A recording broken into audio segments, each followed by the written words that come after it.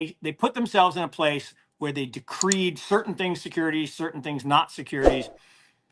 My view on that is there was a logic to why Bitcoin and Ethereum were ruled commodities as opposed to securities.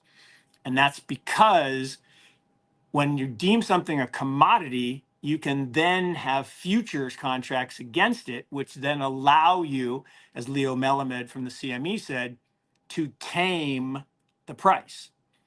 Because what's happening right now is the reason that Bitcoin hasn't reacted the way people thought post halving is you have massive arbitrage going on between the big dogs who are shorting the futures and buying the underlying ETF. So most of the inflows to those ETFs are not really retail flows and actual purchases. They're just arbitrage to capture the spread between the future and the spot. Crypto family. That was Mark Yusko telling you how the Bitcoin ETFs are being manipulated, and this is why Bitcoin's price could be dropping here as of late. In today's clip, he talks about some of his recent thoughts on Bitcoin and where he sees it going next and the future of crypto. So, highly recommend you guys check this one out all the way to the end. Hit that subscribe button. We have new videos coming out every single day. Let's go ahead and see what Mark has to say here in today's clip. Bitcoin, Ethereum, maybe Ethereum. I really don't like Ethereum much as money. I like it as a global computer. But things like Dash or Monero or things like that do have some cryptocurrency aspects to them. An NFT, a non-fungible token. Now, it's not a monkey JPEG, right, which is what everyone associates. But I don't even like the term NFT or non-fungible token because it is accurate, right? Non-fungible means unique. Token means a entry on a ledger. It's not like a little coin or something. It's an entry on a ledger, which is all a blockchain really is, a series of entries on a ledger. But the difference is blockchains are permanent and immutable. They're not centralized like a COBOL database that we all use every day with our Visa or MasterCard. If they want to turn it off, they can. Or if we want to store all our data on the cloud, they could keep it if they want. Or we put our money in the bank, it's on a ledger, but it's the bank's money, right? So it's not our money anymore. And what blockchains do is they fix that. They let us own things. So Web 1 was read, Web 2 was read write, putting stuff on the internet. Web 3 is read write own. Blockchains allow us to own things. And so non-fungible token really, I think, should be called a digital property right. All an entry on a ledger is a record of someone's ownership of some property. It could be a JPEG, it could be a title, it could be a stock certificate, it could be a bond, it could be any asset. It could be the Mona Lisa, not the physical Mona Lisa, but the right to own the Mona Lisa. But that's ultimately what blockchains are good for. And Eric Schmidt, from Google said it best. So Satoshi Nakamoto gave us Bitcoin, but more importantly, gave us the technology to create unique assets in the digital sphere. And what does that even mean? Well, think about it. Think about stocks, right? In the olden days, you and I would meet in New York at the Buttonwood tree, literally big tree where the stock exchange is today.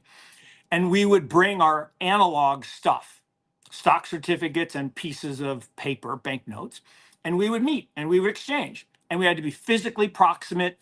And the real problem was, if you see in gangs in New York, on the way to the Buttonwood tree, those guys with the top hats would steal our stuff. So the stock exchange built a building and said, come inside and you'll be safe, but you still had to get there. So they came up with an idea with the advent of computing, the electronic age, to say, you know what?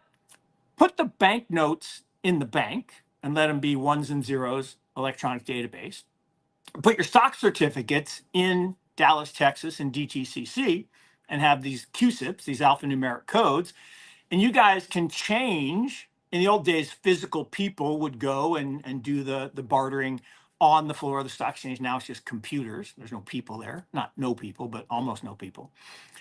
Well, that's fine, but those stock certificates still have to exist in Dallas, Texas. Well, why? Why not create unique digital assets, entries on a blockchain ledger, and that's the digital age. So we went from the analog age to the electronic age to the digital age. And everything in the world, every stock, every bond, every currency, every commodity, every piece of art, every collectible car, every case of wine, every private business, all $700 trillion of assets will eventually be entries on a blockchain. Blockchains will be the computing platform in which all of us work, and we'll buy and sell assets in the digital realm instead of the electronic realm. Look, most of the problem with many utility tokens is they are not truly decentralized at all, right? They are pointers to AWS or Azure servers. The only, to me, on chain means on chain.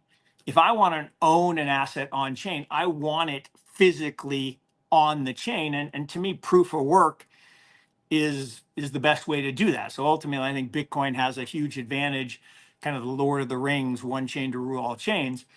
Now, does that mean that virtual machines are useless? No.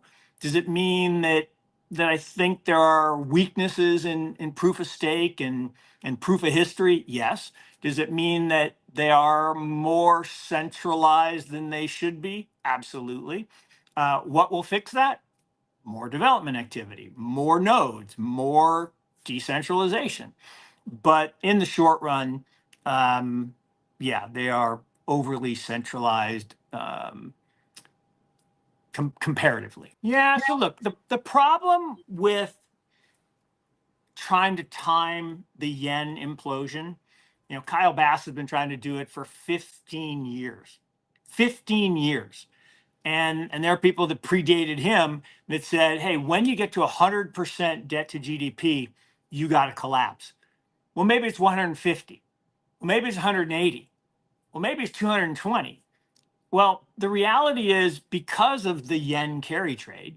And what is the yen carry trade? So if you have interest rates at zero and people from around the world can go borrow money at zero and buy anything with a yield, that's a carry trade.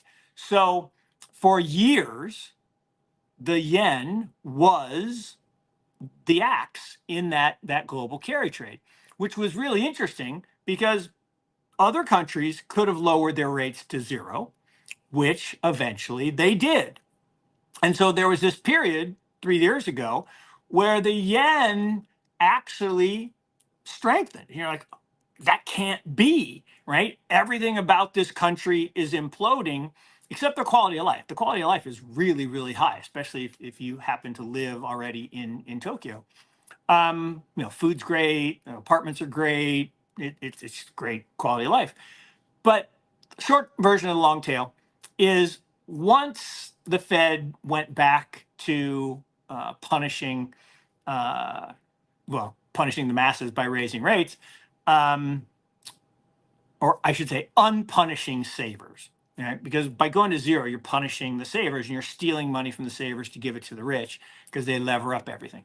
So once they reversed that, the yen carry trade was back, and it has been back as the preferred trade. And so the dichotomy is you're right. In theory, a country with 226% debt to GDP should implode. The yen should skyrocket out of control, and it should be a really bad experience. But the demand for yen to fund this global carry trade, which is encouraged, by the way, is almost infinite because the fiat countries keep printing more money. So think about the race to the bottom. Everyone quotes DXY, right? Oh, look how strong the dollar is. No, it's not. It's just less weak than the yen or the euro. If you look at it relative to renminbi, it's actually not strong. So this global race to the bottom is inevitable because of demographics. Demographics are destiny. 65 to 85-year-old people, they don't spend a lot. They tend to save and they like fixed income. And so what we've seen as Japan first, then Europe, than the US.